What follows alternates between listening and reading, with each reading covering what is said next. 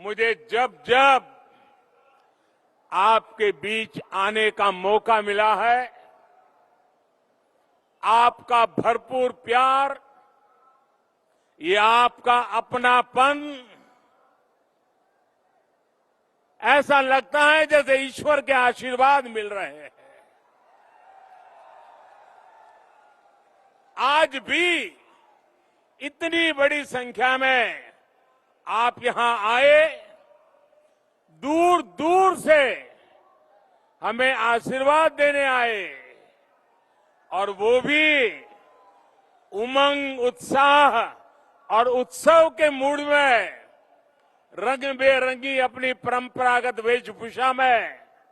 और जिस प्रकार से यहां प्रवेश द्वार पर यहां के सभी जनजातियों ने अपनी पारंपरिक परंपरा के अनुसार हम सबको जो आशीर्वाद दिए, मैं आपका हृदय से बहुत बहुत आभार व्यक्त करता हूं।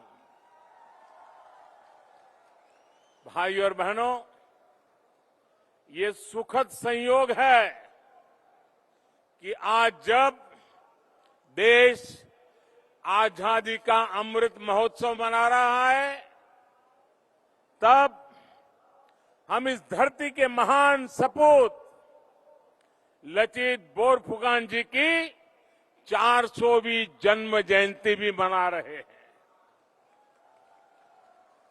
उनका जीवन राष्ट्रभक्ति और राष्ट्र शक्ति की प्रेरणा है। कार्बी आंगलोंग से देश के इस महान नायक को मैं आदरपूर्वक नमन करता हूं, उनको श्रद्धांजलि देता हूं। साथियों, भाजपा की डबल इंजन की सरकार जहां भी हो,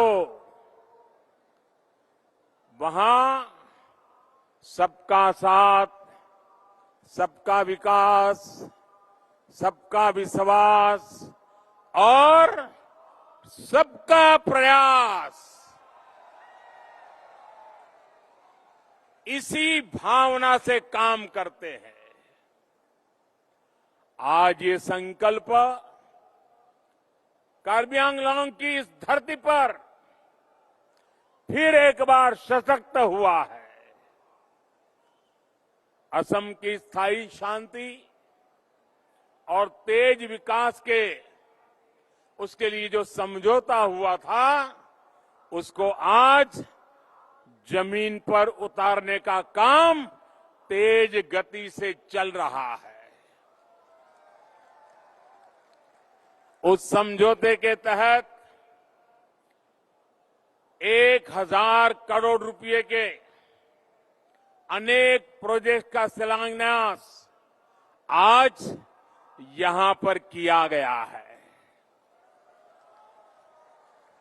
डिग्री कॉलेज हो, वेटरनरी कॉलेज हो, एग्रीकल्चर कॉलेज हो, ये सारे संस्थान यहां के युवाओं को नए अवसर देने वाले हैं। साथियों, आज जो शिलान्यास के कार्यक्रम हुए हैं, वो सिर्फ किसी इमारत का शिलान्यास नहीं है।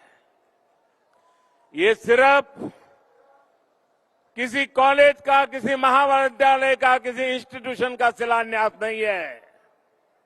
ये मेरे यहां के नौजवानों के उज्जवल भविष्य का शिलान्यास है।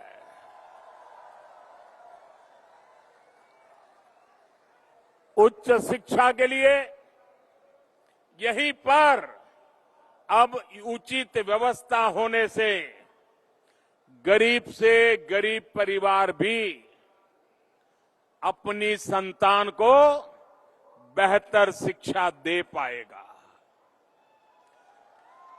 वहीं किसानों और पशुपालकों के लिए भी इन इंस्टीट्यूशन से यहीं पर बेहतर सुविधाएं उपलब्ध हो पाएगी। इन प्रोजेक्ट्स के अलावा समझौते के जो दूसरे पहलू हैं, उन पर भी असम सरकार लगातार कदम उठा रही है। हथियार छोड़कर जो साथी राष्ट्र निर्माण के लौटे हैं, उनके पुनर्वास के लिए भी निरंतर काम किया जा रहा है।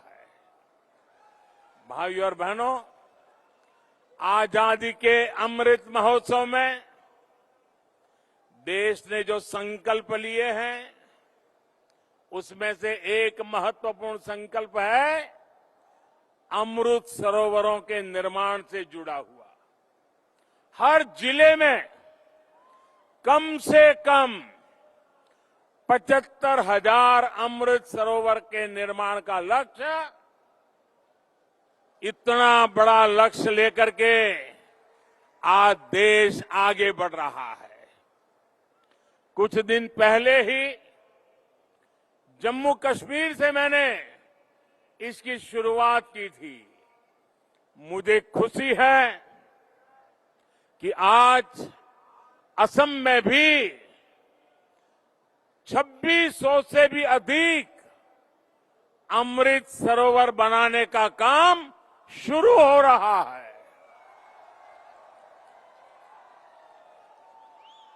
ये सरोवरों का निर्माण पूरी तरह से जन भागीदारी पर आधारित है। ऐसे सरोवरों की तो जनजातीय समाज में एक समृद्ध परंपरा भी रही है। इससे गांव में पानी के भंडार तो बनेंगे ही, इसके साथ साथ ये कमाई के भी स्रोत बनेंगे। असम में मछली तो भोजन और आजीविका का एक अहम साधन है। इन अमृत सरोवरों से मछली पालन को भी खूब लाभ मिलने वाला है। भाई और बहनों, आप सभी ने बीते दशकों में एक लंबा समय बहुत मुश्किलों से गुजारा है, लेकिन 2014 के बाद नॉर्थ ईस्ट में मुश्किलें लगातार कम हो रही है, लोगों का विकास हो रहा है। आज जब कोई असम के जनजातीय क्षेत्रों में आता है, नॉर्थ ईस्ट के दूसरे राज्यों में जाता है, तो हालात को बदलते देखकर उसे भी अच्छा लगता है। कार्बी आंगलॉन्ग या फिर दूसरे जनजातीय क्षेत्र, हम विकास और विश्वास की नीति पर ही काम कर रहे हैं। साथियों, आप भली भांति जानते हैं, मैंने आपकी समस्याओं को, इस क्षेत्र की दिक्कतों को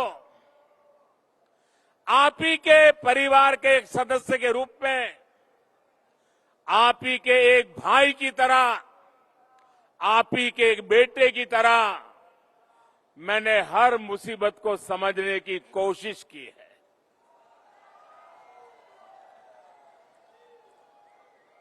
और आपने मुझे बुद्धि से कम दिलों से ज्यादा समझाया है। आपने हर बार मेरे दिल को छू लिया है, मेरे दिल को जीत लिया है।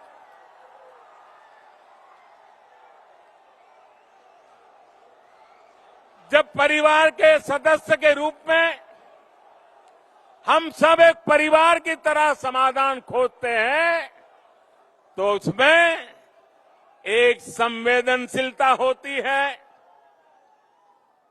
दर्द और पीड़ा का एहसास होता है, आपके सपनों को समझ पाते हैं, आपके संकल्पों को समझ पाते हैं, आपके नेक इरादों की इज्जत करने के लिए जिंदगी खपाने का मन कर जाता है।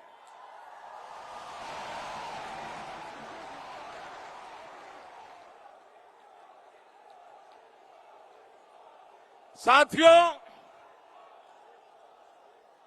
हर इंसान को, असम के इस दूरदराज क्षेत्र के लोगों को भी, जंगलों में जिंदगी गुजारने वाले मेरे नौजवानों को भी आगे बढ़ने की तमन्ना होती है, इच्छा होती है। और इसी भावना को समझते हुए आपके सपनों को पूरा करने के लिए, आपके सपने हम सबके संकल्प बने और आप और हम मिलकर के हर संकल्प को सिद्ध करके रहे, इस काम के लिए हम भी जुटे हैं, आप भी जुटे हैं, मिलकर के जुटे हैं और जुट करके जीत भी पाने वाले हैं।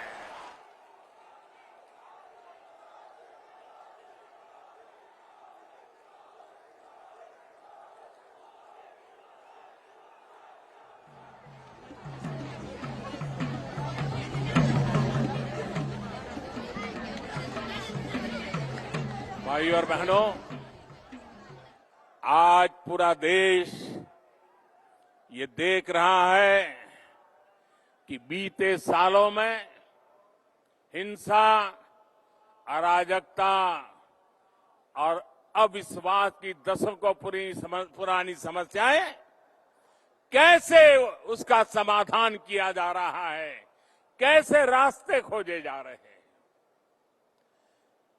कभी इस क्षेत्र की चर्चा होती थी तो कभी बम की आवाज सुनाई देती थी, कभी गोलियों की आवाज सुनाती देती थी।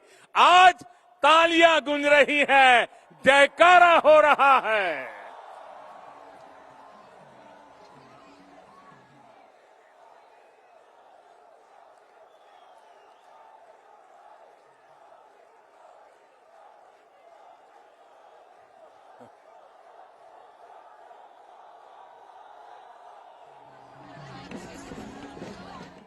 पिछले वर्ष सितंबर में कार्बी आंगलांग के अनेक संगठन शांति और विकास के रास्ते पर आगे बढ़ने का संकल्प लेकर के जुड़ गए। 2020 में बोडो समझौते ने स्थायी शांति के नए द्वार खोल दिए।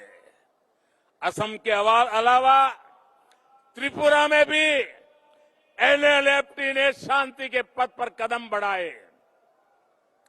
करीब 2.5 दशक से जो ब्रू रियांग से जुड़ी समस्या चल रही थी, उसको भी हल किया गया। बाकी जगहों में भी स्थायी शांति के लिए हमारे प्रयास लगातार चल रहे हैं, गंभीरता से चल रहे हैं।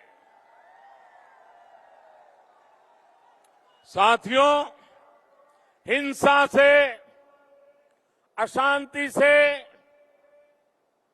जो सबसे अधिक प्रभावित होते रही है, जिनको सबसे ज्यादा दुख सहना पड़ा है, जिनके आंसू कभी सूखे नहीं है, वो हमारी माताएं हैं, हमारी बहनें हैं, हमारे बच्चे हैं। आज मैं जब हथियार डालकर जंगल से लौटते नौजवानों को अपने परिवार के साथ, परिवार के पास वापस लौटते देखता हूं, और मैं जब उन माताओं की आंखें देखता हूं, उन माताओं की आंखों में जो खुशी महसूस होती है, हर्ष के आंसू बहने लग जाते हैं। मां के जीवन को एक शाता मिलती है, संतोष मिलता है, तो मैं आशीर्वाद की अनुभूति करता हूं। आज यहां पर भी इतनी बड़ी संख्या में माता बहनें आई हैं। इन माताओं बहनों का यहां आना, आशीर्वाद देना, ये भी शांति के प्रयासों को नई शक्ति देते हैं, नई ऊर्जा देते हैं। इस क्षेत्र के लोगों का जीवन, यहां के बेटे बेटियों का जीवन बेहतर हो, इसके लिए केंद्र और राज्य की डबल इंजन की सरकार पूरी शक्ति से काम कर रही है, समर्पण भाव से काम कर रही है, सेवा भाव से काम कर रही है। भाई और बहनों, असम में, नॉर्थ ईस्ट में सरकार और समाज के सामूहिक प्रयासों से जैसे जैसे शांति लौट रही है, वैसे वैसे पुराने नियमों में भी बदलाव किया जा रहा है। लंबे समय तक armed forces special power act AFSPA north east के अनेक राज्यों में रहा है, लेकिन बीते 8 सालों के दौरान स्थायी शांति और बेहतर कानून व्यवस्था लागू होने के कारण हमें आपसा को नॉर्थ ईस्ट के कई क्षेत्रों से हटा दिया है। बीते 8 सालों के दौरान नॉर्थ ईस्ट में हिंसा की घटना में करीब 75% की कमी आई है। यही कारण है कि पहले त्रिपुरा और फिर मेघालय से आपसा को हटाया गया। असम में तो 3 दशक से ये लागू था। स्थितियों में सुधार न होने के कारण पहले की सरकारें इसको बार बार आगे बढ़ाती रही, लेकिन बीते वर्षों में हालात को ऐसे संभाला गया कि आज असम के 23 जिलों से आपसा हटा दिया गया है। अन्य क्षेत्रों से भी हम तेजी से हालात सामान्य करने की कोशिश कर रहे हैं, ताकि वहां से भी आपसा को हटाया जा सके। लेकिन बीते वर्षों में हालात को ऐसे संभाला गया कि आज असम के 23 जिलों से आपसा हटा दिया गया है। अन्य क्षेत्रों से भी हम तेजी से हालात सामान्य करने की कोशिश कर रहे हैं, ताकि वहां से भी आपसा को हटाया जा सके। नागालैंड और मणिपुर में भी इस दिशा में बहुत तेजी से काम किया जा रहा है। साथियों, नॉर्थ ईस्ट के राज्यों के भीतर की समस्याओं का समाधान तो हो ही रहा है, राज्यों के बीच भी दशकों पुराने जो सीमा विवाद थे, वो भी बहुत सौहार्द के साथ हल किए जा रहे हैं।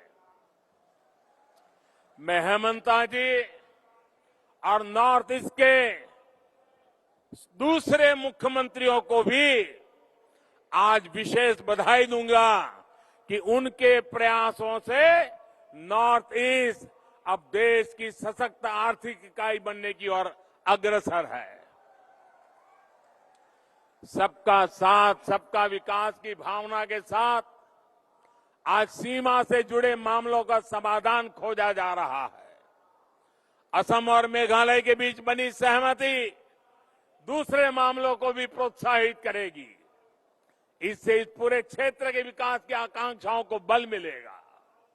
भाई और बहनों, बोडो एकॉर्ड हो या फिर कार्बी आंगलोंग का समझौता, लोकल सेल्फ गवर्नेंस, इस पर हमने बहुत बल दिया है। केंद्र सरकार का बीते 68 साल से ये निरंतर प्रयास रहा है कि स्थानीय शासन की संस्थाओं को सशक्त किया जाए, उनको अधिक पारदर्शी बनाया जाए। कार्बी आंगलोंग ऑटोनोमस काउंसिल को या फिर दूसरे स्थानीय संस्थान, इन पर ये बहुत बड़ी जिम्मेदारी है। केंद्र और राज्य की योजनाओं को तेज गति से गांव-गांव पहुंचाने का बहुत बड़ा दायित्व इन संस्थानों के सहयोग से ही पूरा होगा। जन सुविधा, जन कल्याण और जन भागीदारी, ये हम सभी की प्राथमिकता है। भाइयों और बहनों, राष्ट्र के विकास के लिए राज्य का विकास और राज्य के विकास के लिए गांव का विकास, नगरों का विकास, ये बहुत आवश्यक है। गांवों का सही विकास तभी संभव है जब स्थानीय आवश्यकताओं के अनुसार, स्थानीय परिस्थितियों के अनुसार विकास योजनाएं बने और उनको पूरी तरह अमल किया जाए। इसलिए बीते वर्षों में केंद्र की योजनाओं में हमने स्थानीय जरूरतों को बहुत ध्यान में रखा है। अब जैसे गरीबों के आवास से जुड़ी योजनाएं हो, जो पहले चलती थी, उनके नक्शे से लेकर मटेरियल तक सब कुछ दिल्ली में तय होता था, जबकि कार्बी आंगलोंग जैसे आदिवासी क्षेत्रों की परंपरा अलग है, घरों के निर्माण से जुड़ी संस्कृति अलग है, मटेरियल की उपलब्धता अलग है। इसलिए एक बड़ा बदलाव प्रधानमंत्री आवास योजना में यही किया गया कि लाभार्थी के बैंक खाते में सीधे पैसे जाएंगे।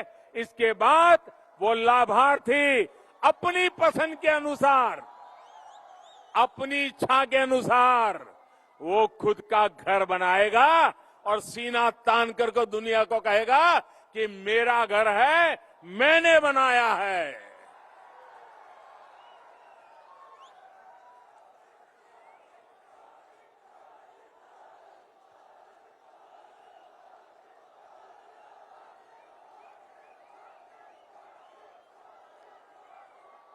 हमारे लिए ये प्रधानमंत्री आवास योजना ये कोई सरकार की कृपा का कार्यक्रम नहीं है। हमारे लिए प्रधानमंत्री आवास योजना गरीबों के सपनों का महल बनाने का सपना है, जो गरीब की इच्छा के अनुसार बनाने का सपना है। गांव के विकास में गांव के लोगों की अधिक भागीदारी की ये भावना हर घर जल योजना में भी है।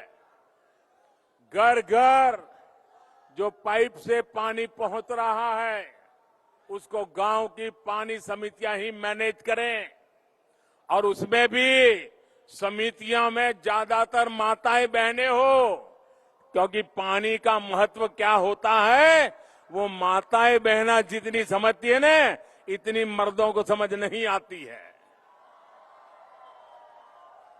और इसलिए हमने माताओं बहनों को केंद्र में करके पानी की योजनाओं को बल दिया है। मुझे बताया गया है इस योजना के शुरू होने से पहले तक जहां 2% से भी कम गांवों के घरों में यहां पाइप से पानी पहुंचता था, अब लगभग 40% परिवारों तक पाइप से पानी पहुंच चुका है। मुझे विश्वास है जल्द ही जल्द असम के हर घर पाइप से जल पहुंचने लग जाएगा।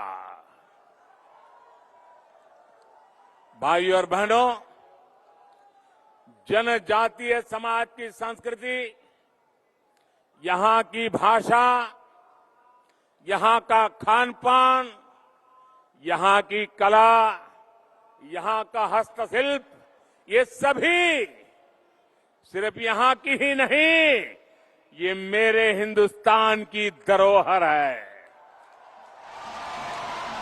आपकी इस धरोहर के लिए हर हिंदुस्तानी को गर्व है। और असम तक का हर जिला, हर क्षेत्र, हर जनजाति इस क्षेत्र में तो बहुत समृद्ध है। यहां सांस्कृतिक धरोहर भारत को जोड़ती है, एक भारत श्रेष्ठ भारत के भाव को मजबूती देती है। इसलिए केंद्र सरकार का ये प्रयास रहा है कि आदिवासी कला संस्कृति, आर्ट क्राफ्ट को संजोया जाए, उनको भविष्य की पीढ़ियों तक पहुंचाने की व्यवस्था बने।